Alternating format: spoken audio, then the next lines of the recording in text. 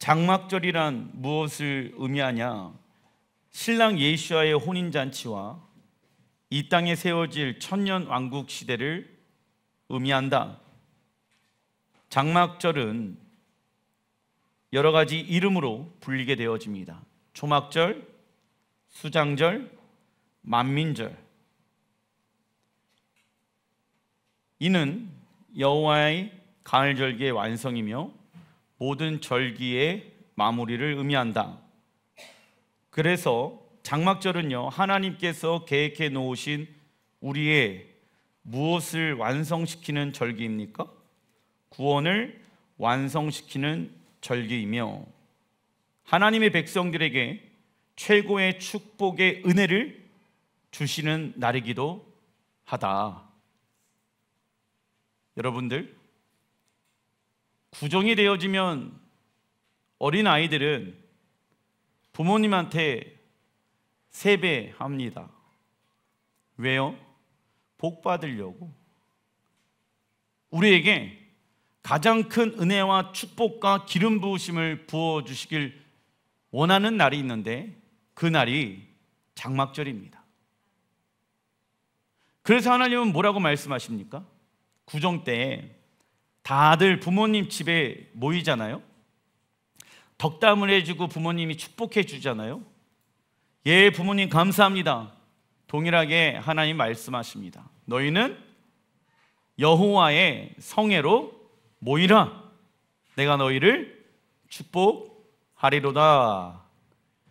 이 말씀 안으로 여러분들이 순종함으로 들어가게 되어지면 5785년도는 시작부터가 하나님의 은혜와 축복 가운데 시작되어질 줄라 믿습니다. 장막절의 날짜는요, 티시리 월 15일 태양력으로 돌아오는 10월 16일 수요일부터 있습니다. 그래서 첫째 날에 여호와의 성회로 모이라고 해서 수요일 날 장막절 절기 예배로 드리게 되어집니다. 그리고 22일 10월 23일 수요일까지 7일간 지키게 되어지며 하나님은 8일째 되어지는 날 돌아오는 다음 주 있죠. 10월 24일 목요일에 거룩한 성회로 모이라고 말씀합니다. 히브리어 숫자값 7은요 무엇을 뜻합니까? 완전하다, 충만하다. 7일간 하나님께서 우리에게 완전한 복과 충만한 복을 부어주시길 원하신다. 장막절은 가장 밝은 보름달이 뜨는 날인데 가장 밝은 보름달은 충만한 기쁨과 감사함이 넘치는 날을 의미한다. 그래서 장막절에 신랑 예수와는 거룩한 신부들과 함께 7일 동안 장막에 거하며 혼인잔치를 여시며 고통과 슬픔과 애통함이 없고 충만한 기쁨과 감사가 넘치는 날이 되어질 것입니다. 그래서 여러분들 이 땅에 새 예루살렘 성전이 내려오게 되어지는 날이 언제입니까? 장막의 히브리 원어가 수콧. 이것이 신약 성경에 보게 되어지면 새 예루살렘 성전이 어디로 내려온다? 이 땅 시온의 예루살렘에 내려오게 되어진다. 하늘에 있는 새 예루살렘과 땅에 있는 예루살렘은 무엇이 되어집니까? 하나가 되어진다. 그런데 왜 하나님의 나라가 이 땅에 임하게 되어집니까? 첫 번째는 신랑 예수아가 거할 장소, 보좌이기 때문입니다. 두 번째, 신랑이신 예수아는 우리와 영원토록 함께 그 보좌에서 사랑과 인격적인 교제를 나누시길 원하신다. 그리고 온 세계는 모든 나라들의 이름과 대통령의 리더십들이 사라지게 되어지며 세상의 중앙은 어디가 되어집니까? 예루살렘이 되어질 것입니다. 그래서 장막절날 예루살렘으로 올라가지 아니하는 자들은 그 나라에 무엇이, 그 땅에 무엇이 내리지 않습니까? 비가 내리지 않게 되어질 것이다 라고 성경은 말씀을 하고 있지요. 레위기 23장 34절의 말씀 같이 한번 읽어보겠습니다. 이스라엘 자손에게 말하여 이르라. 일곱째 달 15째 날은 초막절이니 여호와를 위하여 이레 동안 지킬 것이라. 이는 내가 이스라엘 자손을 애굽 땅에서 인도하여 내던 때에 초막에 거주하게 한 줄을 너희 대대로 알게 하려 함이니라. 나는 너희의 하나님 여호와이니라. 아멘. 장막 또는 초막의 히브리 원어는 수콧이며 이 단어는 히브리어 수카의 복수형이다. 히브리어 수카는 임시 거처 장막의 뜻을 가지고 있다. 여러분들, 우리의 육신 또한 임시 무엇입니까? 거처이고 장막입니다. 그러나 우리의 육신의 장막이 끝나게 되어지는 날이 끝이 아니라 반드시 어떠한 날이 오게 되어집니까? 새로운 장막이 임하는 날이 올지라 믿습니다.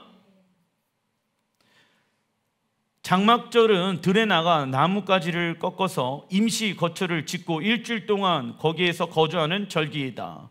하나님께서 이스라엘 백성들에게 일주일 동안 장막을 만들고 거주하라고 말씀하신 이유는 광야 생활 40년 내내 그들의 장막을 덮고 있었던 쉐키나 영광을 잊지 말라는 것이죠.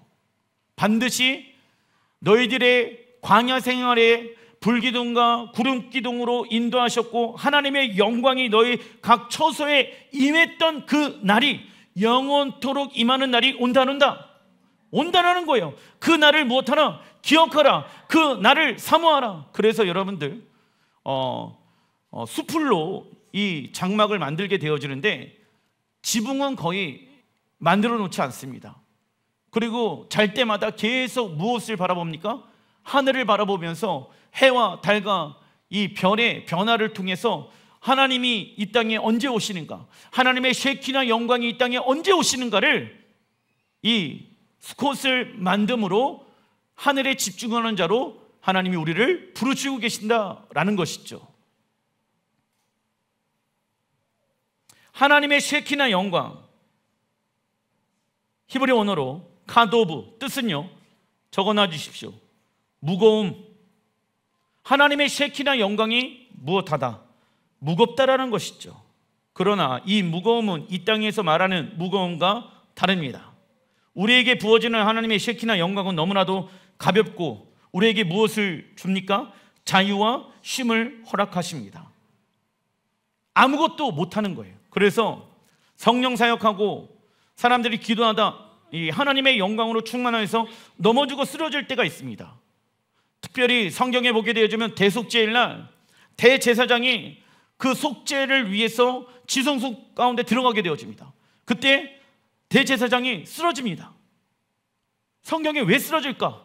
하나님의 쉐키나 영광이 무엇하기 때문에, 무겁기 때문에 내가 이 영광을 버텨낼 수가 없는 거예요.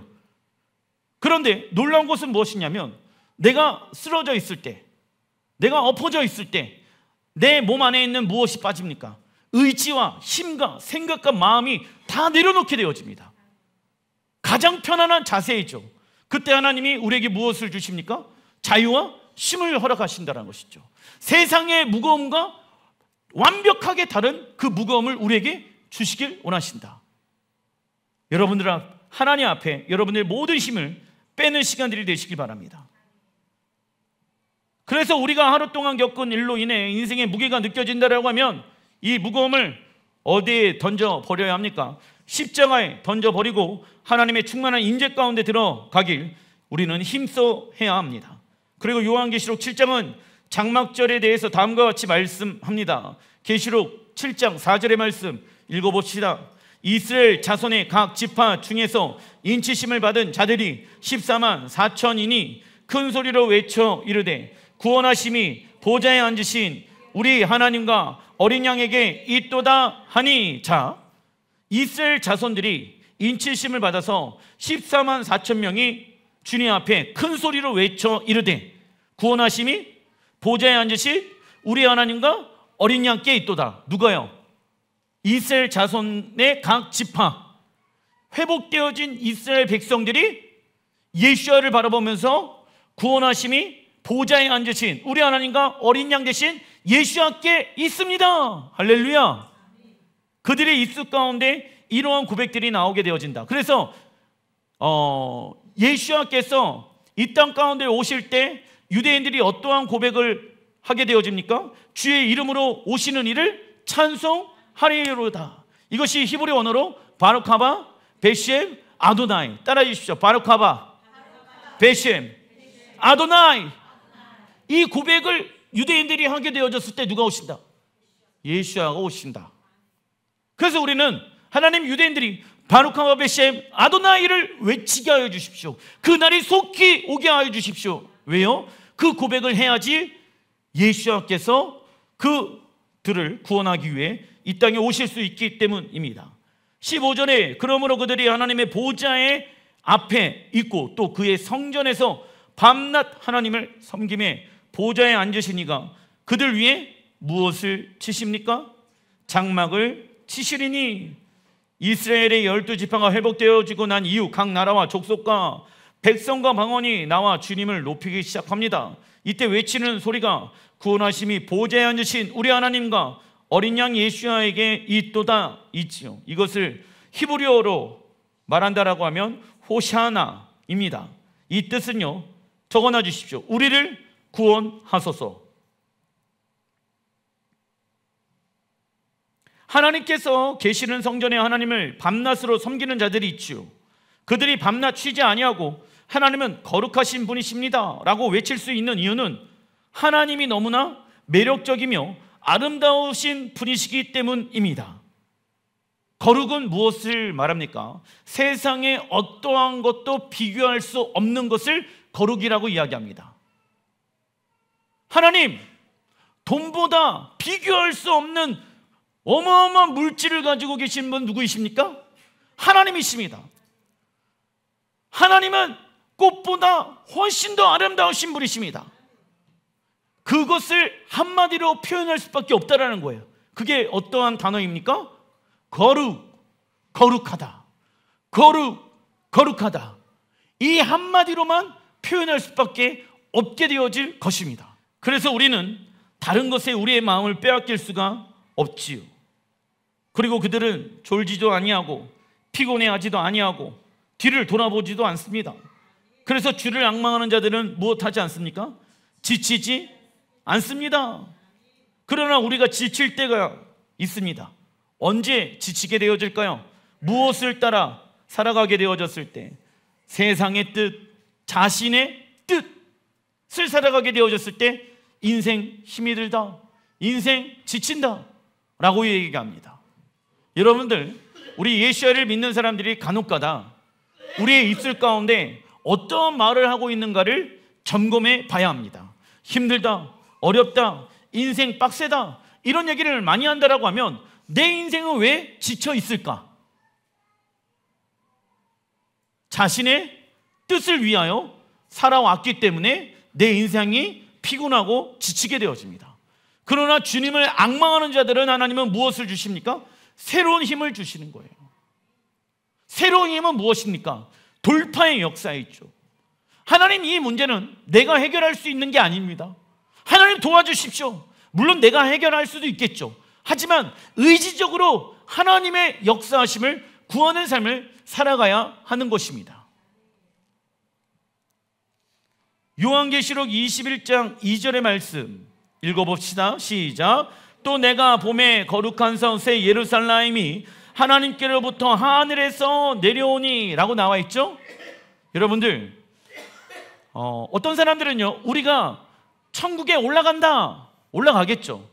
그런데 천국은 어디를 향해서 내려오게 되어집니까? 이 땅을 향하여, 예루살렘을 향하여 무엇하게 되어진다? 내려오게 되어진다. 준비한 것이 신부가 남편을 위하여 단장한 것 같더라. 새 예루살렘이 무엇 되어졌다? 단장하게 되어졌다. 왜요? 신랑 예수야를 맞이하기 위하여. 그래서 새 예루살렘 성전은요, 여러분들, 금, 은, 보화보다 훨씬 더 비교할 수 없을 정도로 무엇하다? 아름답다. 3절에 내가 들으니 보좌에서 큰 음성이 나서 이르되 보라, 하나님의 장막이 나와 있죠? 사람들과 함께 있음에 나와 있죠? 하나님의 장막, 무엇을 말합니까? 새 예루살렘 성전이 누구와 함께하고 있다? 하나님의 사람들과 함께하고 있음에 하나님이 그들과 함께 계시리니 그들은 하나님의 백성이 되어지고 하나님은 친히 그들과 함께 계셔서 여러분들, 이 사람들 가운데 여러분들이 참여하시길 바랍니다. 그런데 중요한 것은 내가 참여하고 싶다라고 해갖고 그날에 참여할 수 있는 것이 아닙니다. 나는 참여하고 싶어요 라고 해갖고 참여할 수 있는 것이 아니라 하나님이 허락하셔야 그날에 우리가 참여할 수 있게 되어지는 것입니다.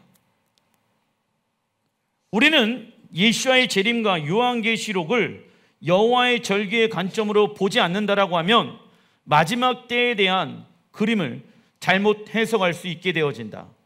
그렇다면 이 땅에 새 예루살렘 성전이 내려오는 이유는 무엇입니까? 읽어보겠습니다. 신랑 하나님이 신부인 우리와 함께 살기 위해 새 예루살렘 성전을 준비하신 것이다. 이때 신부가 해야 할 것은 단 한 가지, 신랑 하나님만을 사랑하는 것으로 무엇해야 됩니까? 단장해야 합니다. 다른 동기들 무엇입니까? 지옥보다는 천국이 나으니까 나는 천국에 가고 싶다 라고 이야기하는 것은 누구의 동기입니까? 나의 동기예요. 이러한 잘못된 동기들은 십자가에 버려야 합니다. 우리가 천국에 가고 싶어하는 이유가 무엇입니까? 신랑 예수님께서 그곳에 거하시고 계시기 때문에 그분 만나러 가는 것입니다. 천국에 가면 고통도 없고 슬픔도 없고 아픔도 없고 내가 일하지 않고 평생 놀고 먹고 사는 곳 아니냐라고 생각하는 유토피아야 사상을 가지고 있는 사람들이 있더라. 그것은 내가 만들어낸 천국인 것이죠. 그러한 천국은 이슬람에도 있고 불교에도 있습니다.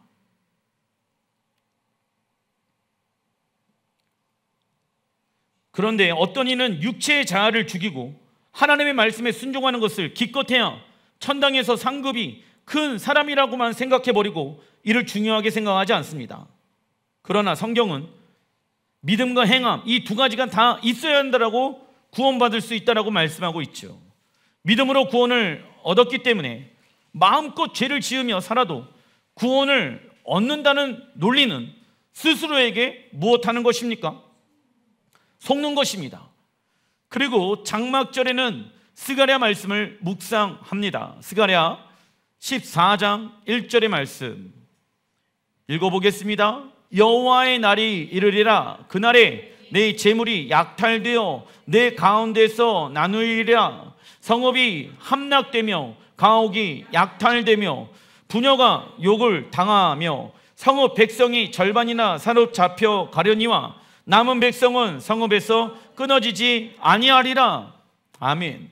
여호와의 날, 히브리어로 아하리 하야밈이라고 나와 있습니다. 마지막 때에 이것은 무엇을 말하냐면 사람이 통치하는 시대가 끝난다. 그리고 누가 이 땅에 오셔서 온 열방과 민족들을 통치하고 다스립니까? 왕이신 예수님께서 통치하는 천년왕국 시대를 의미하지요. 그런데 여호와의 날이 시작되어지기 전에 어떠한 일들이 일어납니까?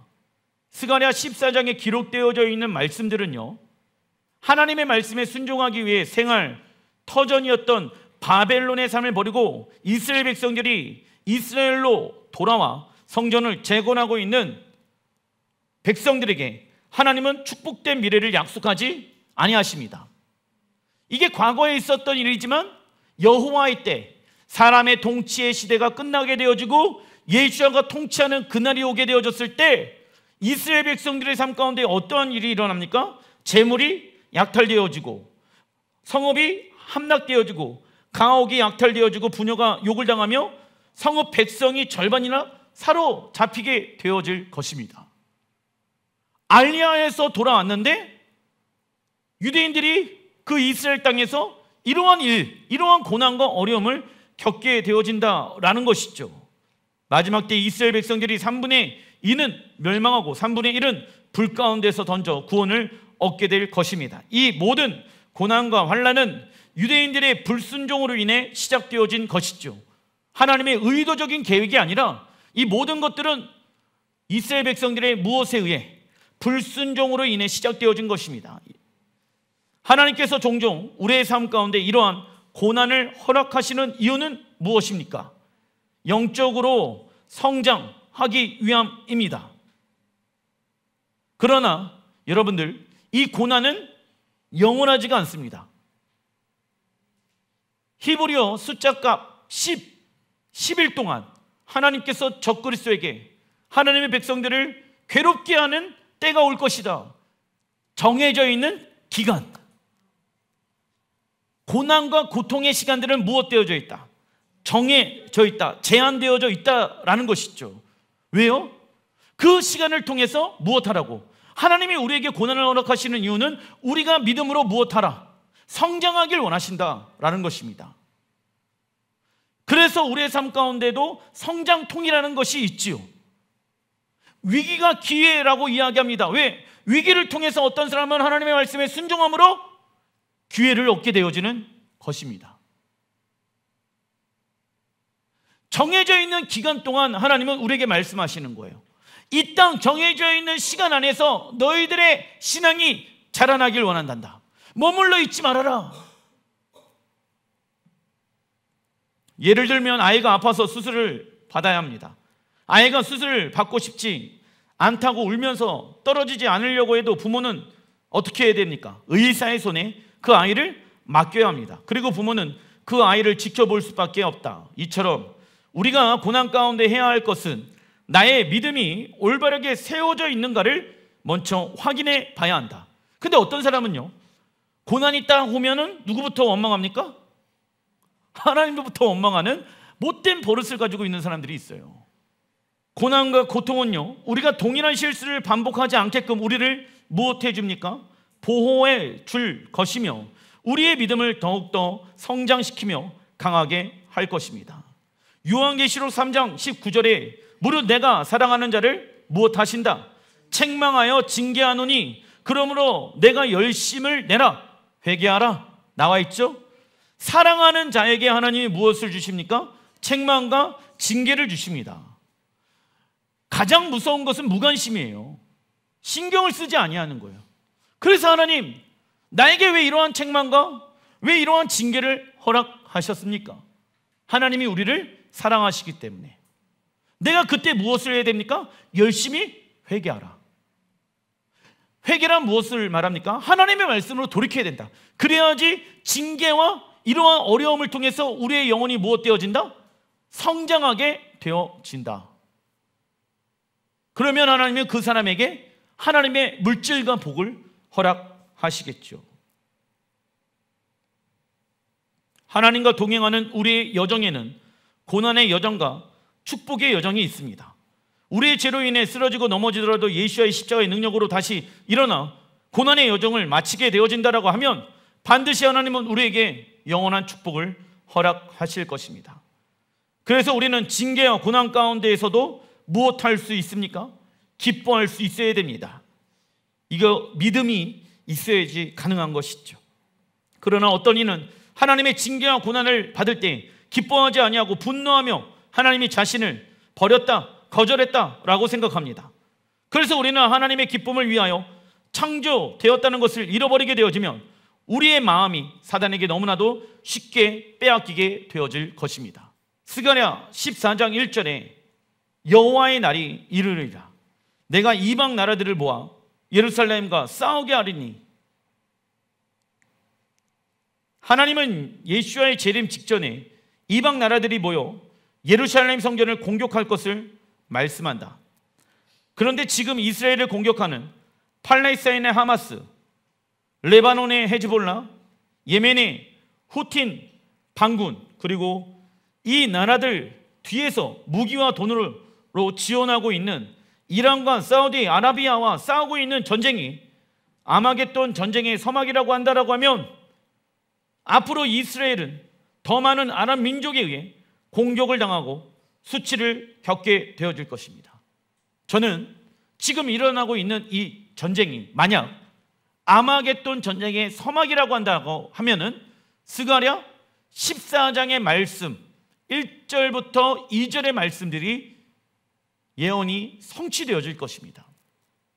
세계에서 가장 강력한 무기들을 이스라엘이 보유하고 있죠. 핵 미사일도요, 지금 약 200개 이상의 미사일을 가지고 있습니다. 200개면 지구를 멸망시킬 수 있는 숫자이지요. 우리는 망하지 않을 거다. 우리는 망하지 않을 것이다. 우리는 강하다. 이스라엘 사람들은 지금 이야기하고 있습니다. 그러나 그 강했던 모든 무기들은 한순간에 쓸모가 없어지게 되어질 것입니다. 그리고 더 많은 아랍 민족들이 일어나서 여러분들 이스라엘을 더 공격할 것입니다. 지금 여러분들 그거 아시기 바랍니다. 하마스, 헤즈볼라, 그리고 또 어디입니까? 후틴, 반군, 이 모든 나라들을 돈으로 지원하고 있는 나라가, 이 전쟁은 누구와의 전쟁입니까? 사실 이란과의 전쟁인 거예요. 아랍과의 전쟁인 거예요. 그걸 아셔야 됩니다. 뒤에서 다 컨트롤하고 있고 조종하고 있어요. 돈으로. 결국 이란이 이스라엘과 전쟁을 하게 되어질 것입니다. 단순히 미사일 몇 대 쐈다 이러한 얘기가 아니라 실제로 그러한 일들이, 전쟁이 일어났다라고 뉴스에 나오게 되어질 것입니다. 그러한 이야기가 뉴스에 나오게 되어지면 제가 부탁드립니다. 깨어서 회개하고 그날이 가까웠다는 것을 아시길 바랍니다.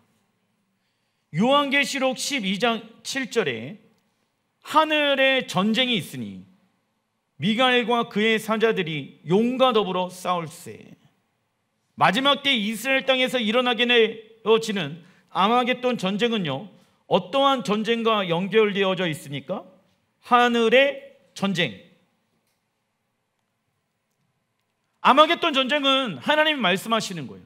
야, 땅의 전쟁이 아니다.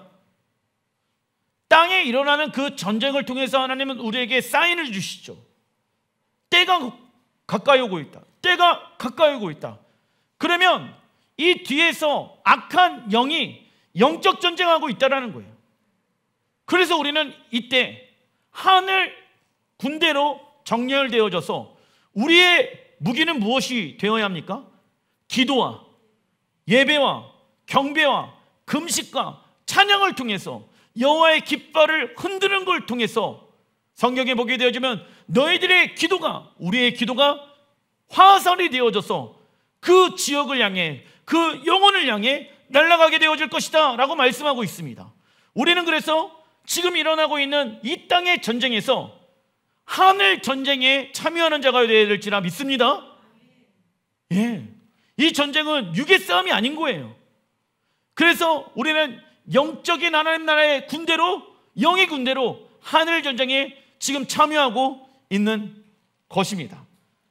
이 군인들의 특징은 무엇이냐면 하나님의 나팔 소리가 불리게 되어지면 5분 대기처럼 즉각적으로 기도하고 예배하고 순종으로 이 전쟁에 참여하게 되어지겠지요. 우리는 하늘 군대로 이 전쟁에 참여해야 하며 경배와 찬양과 기도의 무기를 통해 영적 전쟁에서 승리해야 합니다. 그래야 믿음의 조상들에게 약속하신 땅을 유업으로 얻게 되어질 것이며 그 땅, 새 예루살렘 성전에 임하게 되어질 것입니다. 여러분들, 이기는 자에게 하나님이 무엇을 주신다라고 말씀하십니까? 둘째 사망을 피하게끔 하신다라고 말씀하고 계시죠. 그리고 또 요한계시록에 보게 되면 이기는 자에게 하나님이 무엇을 주신다라고 말씀하십니까? 내 유업을 너에게 주시겠다라고 말씀하고 계시죠. 그리고 또 이기는 자에게 하나님은 또 무엇을 주신다라고 말씀하십니까? 내 보좌에 내가 앉게 하리라.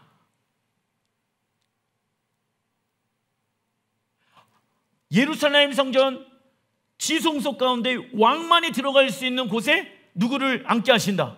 나를, 우리를 앉게 하신다. 누구에게? 이기는 자에게.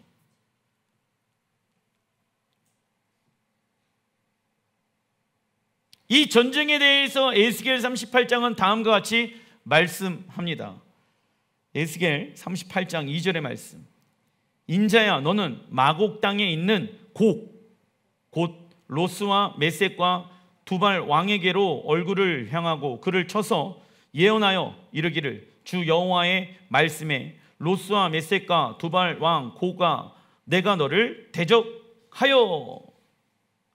에스겔 38장은 아마겟돈 전쟁을 곡과 마곡의 전쟁으로 말씀합니다. 우선 곡은요 마곡의 왕을 말하며 이는 터키 인근 지역의 연합군을 상징한다. 그리고 마곡은 터키 인근 지역을 뜻하지요.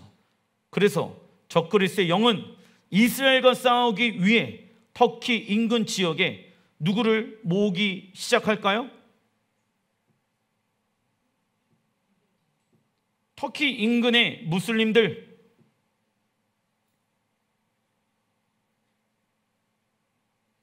무기토 평야에 모여서 그들은 아마겟돈 전쟁을 치르게 될 것입니다. 그리고 요한계시록 13장 3절에 그의 머리 하나가 상하여 죽게 된 것 같더니 그 죽게 되었던 상처가 나음에 온 땅이 놀랍게 여겨 짐승을 따르고 말씀합니다. 이 말씀의 의미를 알기 위해서는 이슬람 제국의 역사를 알아야 한다. 이슬람의 창시자 무하마드는 632년도에 죽게 되어지며 그를 추종하였던 4명의 칼리파가 제국을 세워 민족을 통치하게 되어집니다. 그러나 1924년도 터키 오스만 제국은 세계 1차 전쟁에서 독일 편에 서게 되어져 패망하게 되어지죠. 하지만 2014년도 6월 29일 이라크와 시리아 지역에서 활동하였던 테러단체 ISIS는 칼리피 국가의 부활을 선언하게 되어지며 지금까지 무슬림의 숫자는 증거하고 있다. 이러한 역사적인 근거로 요한계시록 13장 3절의 말씀에 부합되어지는 나라는 이슬람 제국 외에는 지금 역사상은 없다라는 것이죠. 그리고 곡과 마곡의 전쟁은 천년 왕국 끝 무렵에 다시 한번 일어나게 되어진다. 첫 번째 곡과 마곡 전쟁은 언제 일어납니까?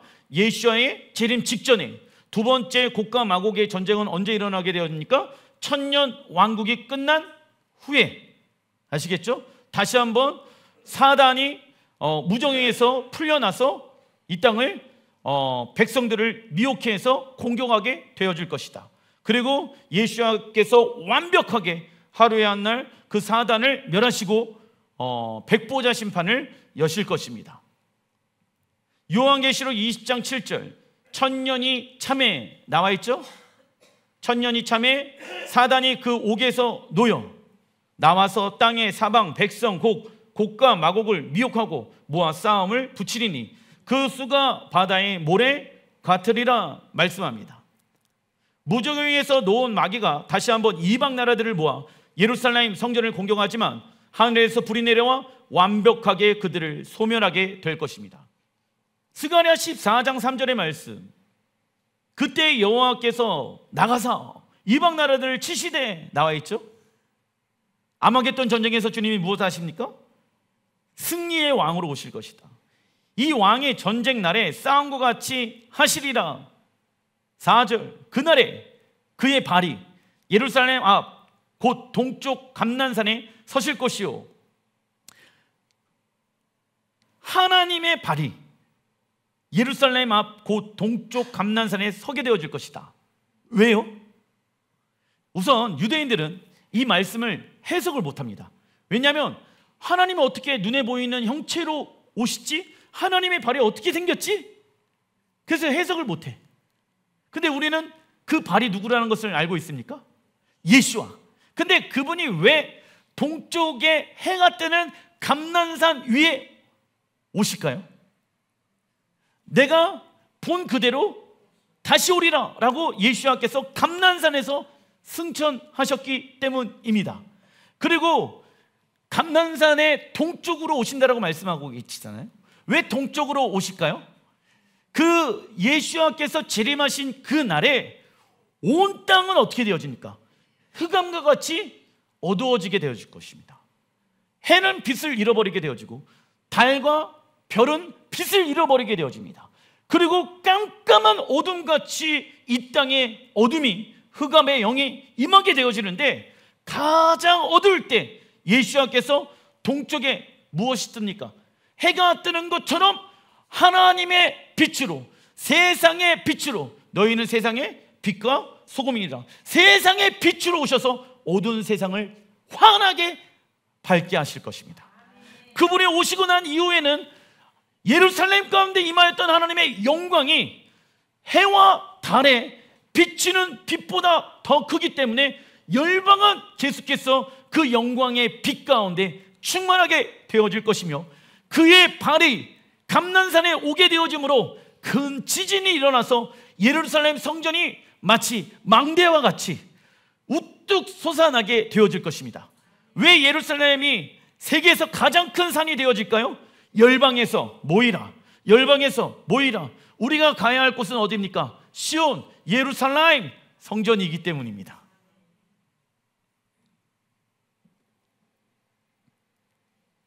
감난산은 그 한가운데로 동서로 갈라져 매우 큰 골짜기가 되어서 산 절반은 북으로 절반은 남으로 옮기고 9절 여호와께서 천하의 왕이 되시리니 그날에 여호와께서 홀로 한 분이실 것이요 그 이름은 누구이십니까? 예수와 그 이름은 홀로 하나이실 것이니라. 11절 읽어보겠습니다. 사람이 그 가운데에 살며 다시는 저주가 있지 아니하리니 예루살렘이 평안히 서리로다. 아멘. 사람이 그 가운데에 산대요.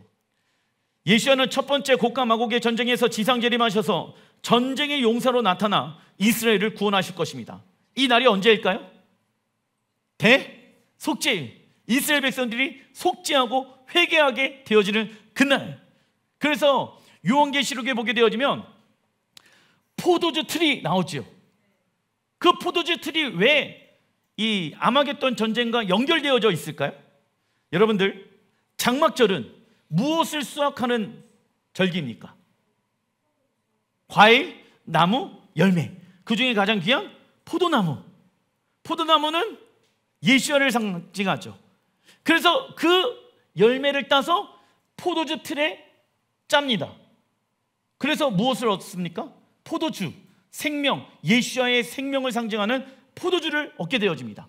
그런데 그 포도주가 무슨 색입니까? 빨간색이죠. 열방을 심판하시는 그날, 내가 포도주 틀에서 포도를 받는 것처럼 하나님의 나라 이스라엘을 공격하는 나들을 다 그와 같이 밟으리로다. 열방의 사람들이 그 하나님의 나라를 대적하는 자들이 피를 그렇게 흘리게 되어질 것이다. 그걸 얘기하고 있는 거예요.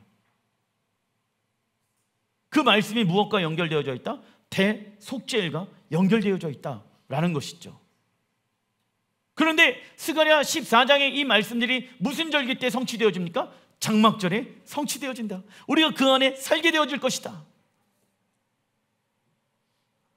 그리고 4절에 예수와의 발이 예루살렘 성전 앞 곧 동쪽 감난산 해가 뜨는 방향에 서시게 될 것입니다. 이유는요, 예수와께서 재림하시는 그날에 가장 어두운 날이 될 것이지만 예수와는 어떠한 빛으로 감난산에 재림하십니까? 세상의 빛. 사람들은요, 빛을 돈이라고 생각하고 출세라고 생각합니다. 아니지요. 오직 우리에게 있어서 빛은 예수와이시며 하나님의 말씀 외에는 없습니다. 사도행전 1장 11절의 말씀 읽어보겠습니다. 이르되 갈릴리 사람들아 어찌하여 서서 하늘을 쳐다보느냐? 너희 가운데에서 하늘로 올려지신 이 예수와는 하늘로 가심을 본 그대로 오시리라 하였느니라. 하늘로 가심을 본 그대로 그 장소에 오시게 되어질 것이다. 이 말씀이 성취하는 때가 올 것입니다. 그리고 11절에 예루살렘 성전은 그 이름대로 어떠한 도시가 되어집니까? 샬롬의 도시, 가장 평화로운 도시 어디입니까? 예루살렘. 가장 사람이 살기 좋은 도시, 순천이 아니라 어디가 되어집니까? 예루살렘. 나는 예루살렘에 또 가고 싶다. 그래서 제가 말씀드렸잖아요. 몇 년 전에 예루살렘에 마음껏 갈 수 있었을 때 가시길 바랍니다. 근데 그만하고 나부터 코로나 나오죠. 전쟁이 일어나죠. 가고 싶어도 못 가는 세대에 우리는 살아가고 있다. 참고로 제가 말씀드립니다. 저는 예언가도 아니고 뭐도 아닙니다. 그냥 하나님의 말씀을 전하는 자일 뿐입니다. 그런데 그런 말씀들이 성취되어지고 있는 이 시대에 우리는 살아가고 있는 것이죠. 14장 20절의 말씀, 그날에는 말 방울에까지 여호와께 성결이라 기록될 것이라.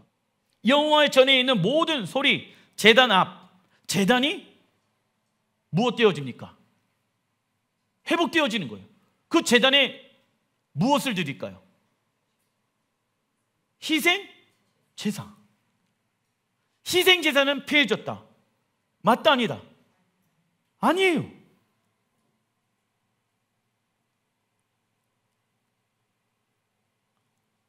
교회는 제단이 끝났다, 예수의 피로 말미암아 그 제단은 사라졌다, 없어졌다 라고 얘기합니다. 근데 그 제단은 다시 못 되어진다, 회복되어진다.